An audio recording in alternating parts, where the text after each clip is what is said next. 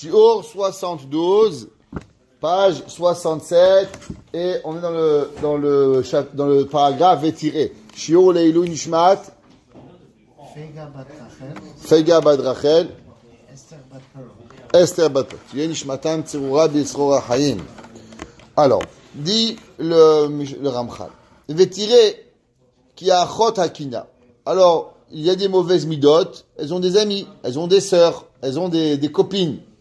Et il dit, c'est quoi la sœur de la jalousie? Achot Hakina Iachemda.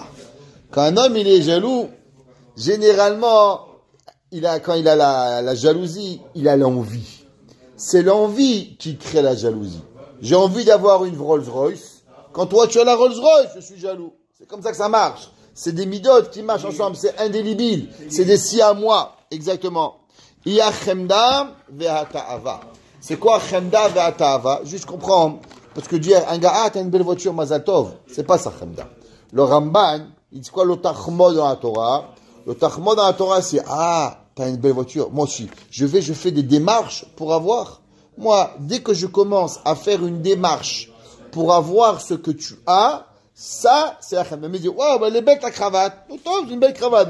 Chaque chose que je vais voir, je peux plus dire qu'il a des beaux yeux, il a des beaux cheveux, quoi. Faut que je sois aveugle dans la rue. Non. J'ai le droit de dire, t'as une belle chemise, t'as une belle chaussure, t'as quelque chose de beau. La vie, c'est pas ça. Le Ramban, il dit, la chemda, le tahmod, c'est seulement quand tu vas essayer d'avoir la même chose que lui.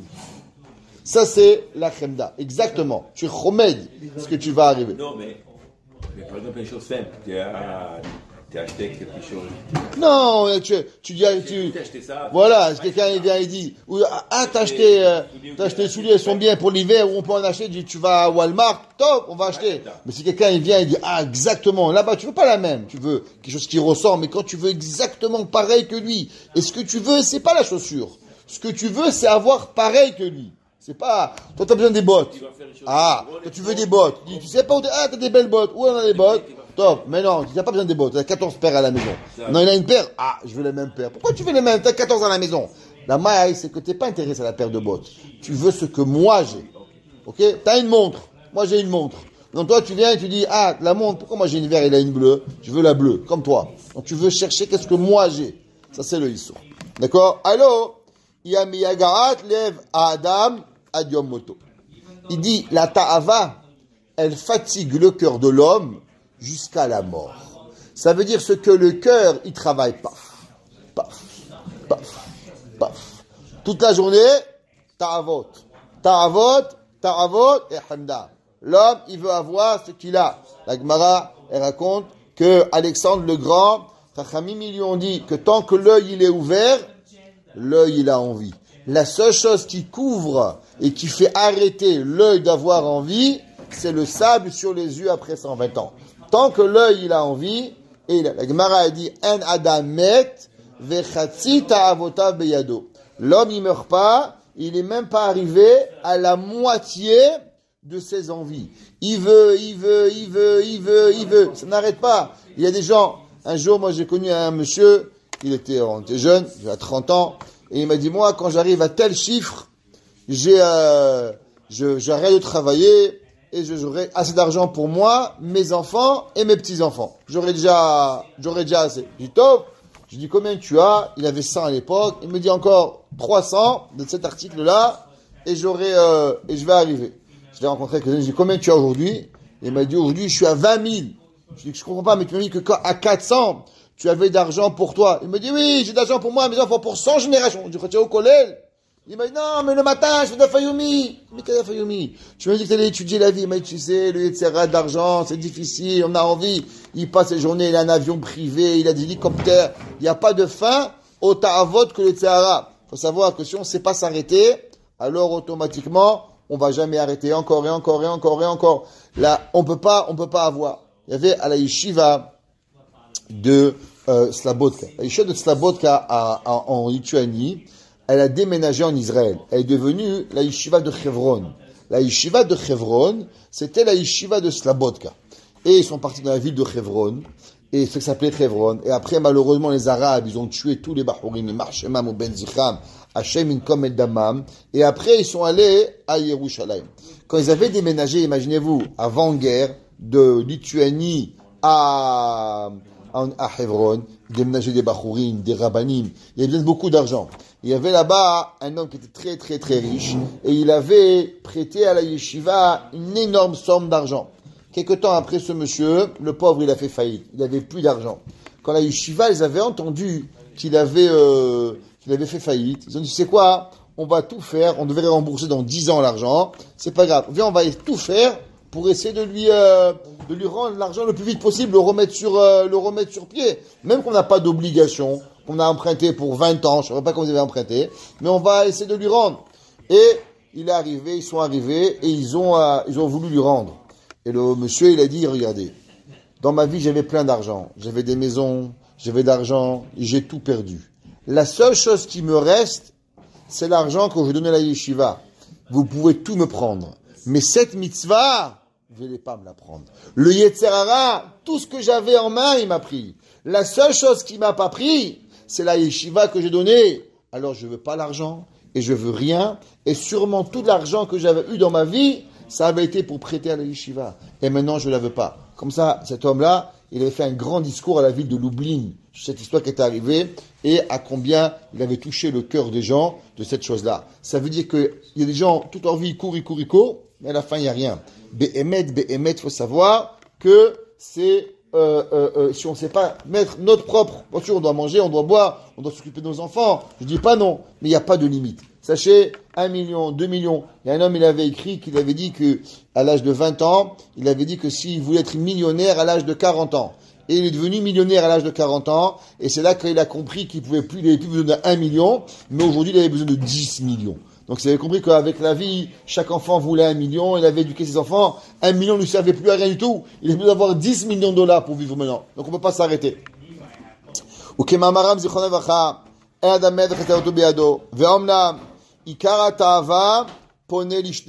De quoi l'homme il a envie? Harchad ou hamamon. Les gens, qu'est-ce qu'ils veulent? Avoir d'argent, des comptes en banque pleins. À quoi ça sert? Rien que tu remplis les comptes en banque. Ah là, $1000, $10,000, $100,000, et ils veulent. Ils ont pas de faim.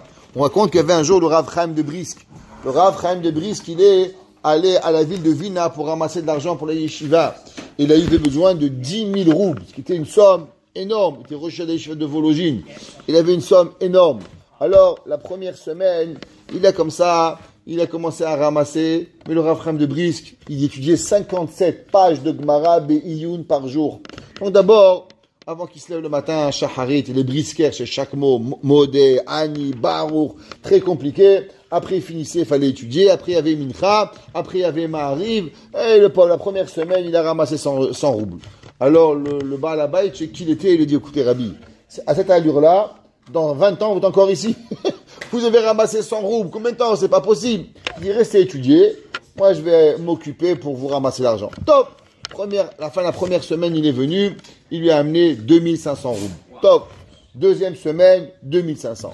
Troisième semaine, 2500. Quatrième semaine, 2500. Au bout d'un mois, il dit, voilà, Rabbi, prenez votre somme, repartez à votre yeshiva. Ah, merci beaucoup, je t'adore, t'es gentil. Top! Rav Chaim, il parle de Brisk à la yeshiva. Une semaine après, ce riche-là et un autre riche, ils arrivent à la yeshiva du Rav Chaim de Brisk. Il dit, qu'est-ce qui se passe? Il y en a un din Torah, Rabbi. On veut que vous voyez le chef din Torah. Top! Le Rabbi s'assoit, c'est quoi le din Torah? Alors, le deuxième riche, il dit, voilà, Rabbi, mon ami et moi, on a un deal. Il dit, quel deal? Il dit, lui, tous les jours, dès qu'il voit un pauvre, il donne. Moi, je vois un pauvre, je donne. Et on écrit tout. À la fin du mois, on s'assoit. Combien t'as donné? 10 000. Combien j'ai donné? 20 000. Ok, je te donne 5 000 et on partage la mitzvah. Tout l'invité de tzedaka que lui fait et moi on fait, on donne tout. Et à la fin, on fait les calculs et on est égal. S'il a donné plus, je lui donne. Si je donne plus, il me donne. Et comme ça, on est égal. Voilà, ce monsieur, maintenant, vous êtes venu, il a donné les 10 000 roubles de sa poche. Et il ne veut pas que je lui donne 5 000. Donc je veux que vous l'obligez à donner les 5 000, que je veux la moitié de la mitzvah. Le Rav, il a dit, moi j'ai deux questions. Première question, depuis quand on fait un din Torah pour donner? D'abord, on doit faire un din Torah pour prendre, pas pour donner. Deux, il dit, je ne comprends pas, monsieur. J'étais chez vous pendant un mois, loin de ma femme, loin de mes enfants, loin de tout le monde. Pourquoi vous étiez méchant comme ça? Si vous avez donné 10 000 roubles, pourquoi vous venez tout de suite? Pourquoi vous m'avez fait traîner pendant un mois? Pendant un mois, vous m'avez fait traîner à Betsahar. Le monsieur a dit, les deux, c'est la même réponse. Il dit quoi?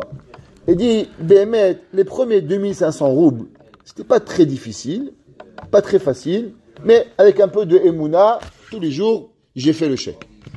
Les deuxièmes, j'avais tellement pas envie de vous les donner, Rabbi. Tous les jours, je me mettais Teilim pendant un jour, pendant 1 heure. Et je dis, Hachem, donne-moi la force de lui donner encore 2500 roubles. J'arrivais pas. Le troisième, ça suffisait plus le Teilim. Tous les jours, j'allais chiour de Moussard toute la journée pour enlever la mida de Ta'avat Mamon. J'arrivais pas. La quatrième, Bichla, ça n'arrivait pas. J'avais tellement la Ta'ava, j'ai dû arrêter d'aller au travail et je suis parti toute la journée au collège pour me casser en morceaux pour vous les donner. J'arrivais pas. La Ta'ava était trop grande. Moi, à mon copain, j'ai accédé, donné la moitié d'argent qui vient facile. Mais l'argent que je lui ai donné, Rabbi, elle n'est pas venue facilement. Elle est venue avec Shevirat Amidot. Est-ce que vous croyez que je vais accepter 5000 roubles comme ça d'un petit chèque de lui? Lui, il n'avait pas le Yetzerara que moi j'ai eu. Moi, j'ai eu un grand Yetzerara. Cette difficulté, moi, j'ai jamais partagé avec personne. Et je ne peux pas la donner pour 5000 roubles. J'y arrive pas. Qu'est-ce qu'on voit d'ici? Que même des gens qui comprennent. Ta'avat Mamon, c'est grand. Il dit le Ramchal, qu'est-ce que vous croyez?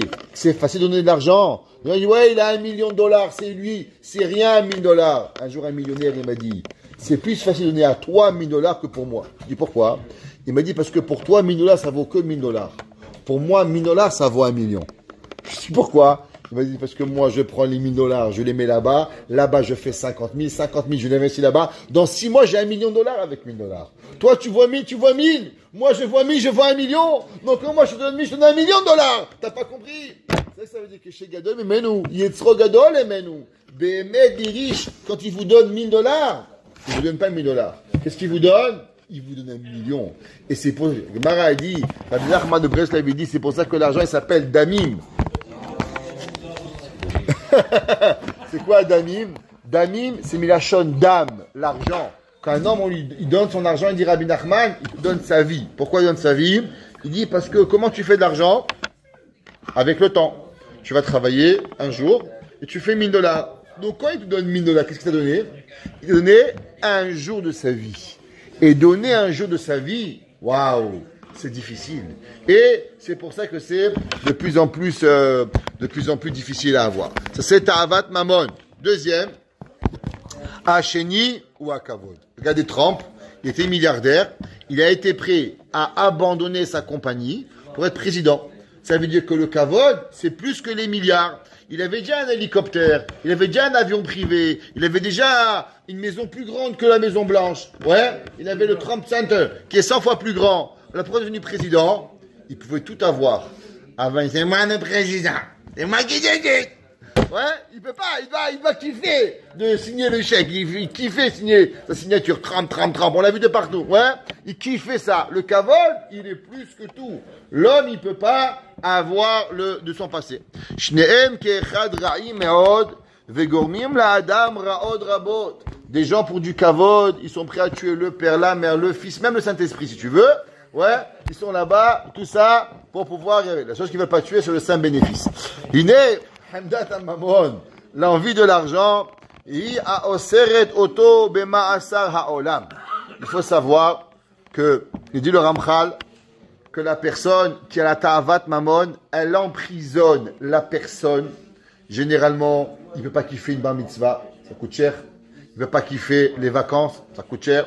Il ne peut pas kiffer acheter un cadeau à sa femme, ça coûte cher. Il ne peut rien faire, il est dans une prison. Le mec, il est emprisonné de sa vie. Ça s'appelle quoi? Ta'avat Mamon, il est complètement fermé, il est avec lui, il peut rien faire toute sa vie. C'est marqué dans les Sfarim, dans le Sefer Kavayashar, il dit là-bas qu'il y a un malach qui s'appelle Ruach Ra'a. Et celui qui donne pas l'argent, à la fin il croit il donne pas, mais à la fin il peut pas donner. Parce que l'homme qui donne pas son argent, il dit le Sefer Kavayashar, que ce shed Ruach Ra'a, il lui empêche de pouvoir donner. Il lui enlève la possibilité de donner. Lui, il croit qu'il veut pas, mais il sait pas qu'il veut pas.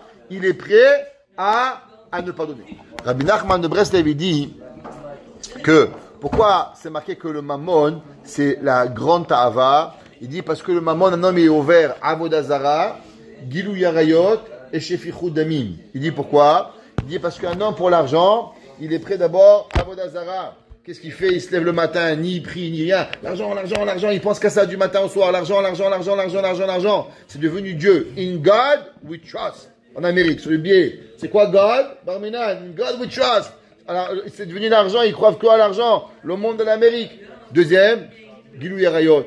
Il dit combien des fois des gens, ils se mettent en situation de yichoud, en situation de voir des femmes, de faire des choses qui sont limite après la halakha. Et des fois, un petit peu plus que limite. Pourquoi? Pour pouvoir arriver à avoir de l'argent. C'est quoi le héter pour avoir l'argent? On n'a pas le droit. Ils transgressent quoi? Gilou Yarayot. Et il dit Shfichut Damim. C'est quoi Shfichut Damim? Leur vie. Des fois, des gens, ils voyagent, ils sont épuisés, ils voyagent en Afrique, ils allent en Chine, et ils mettent leur vie en danger. Il dit, je comprends pas. C'est quoi le héter de mettre sa propre vie en danger pour avoir de l'argent? Ça veut dire qu'il est ouvert sur Shfichut Damim. Le gars, il peut mourir pour de l'argent. Ça veut dire que tu sais qu'il y a un risque d'argent. Et des gens, ils vont en Chine, en Afrique, je sais pas où ils vont là-bas, chacun avec des endroits très dangereux. C'est quoi le héter? Militer les chaïdze. Et la maille, il dit Rabbi Nachman, tu vois que la ta'avat mamon, elle donne à la personne avodah zara, gilou yarayot et shfichut damim. Et elle enferme la personne dans une prison à vie. L'homme, il est emprisonné de sa ta'avat mamon. Il peut pas. Moi, je connaissais un homme, un jour, il a divorcé, il valait à l'époque 50 millions. Aujourd'hui, on m'a dit qu'il vaut 1 milliard. Aujourd'hui, on m'a dit qu'il vaut 1 milliard. Mais je vous passe ça il y a environ 30 ans. Il valait 50 millions de dollars. Et il a divorcé, et sa femme, elle a demandé 1 million de dollars.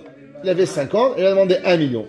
Il a pris le meilleur avocat, il dit, tu n'auras rien, tu vas avoir pas un sou. Il a acheté l'année, il a chanté, elle n'aura rien du tout, elle n'aura pas un sou. Ok? Et il était là, il était sûr de gagner, et il arrive au tribunal, à la fin, il lui a dit 1 million de dollars. Crise cardiaque au tribunal sur place. Elle fait 1 million! Ah! Par terre, crise cardiaque. 40 ans, sur le carreau. Il est resté. Ouais, on a transporté à l'hôpital. 1 million de dollars. 1 sur 50. Sa femme, elle avait 2 enfants. Il a écouté 1 million, il fait il est mort. Crise cardiaque. Il s'est éveillé à l'hôpital, arrêt cardiaque. Ouais, Barménan, pas une blague.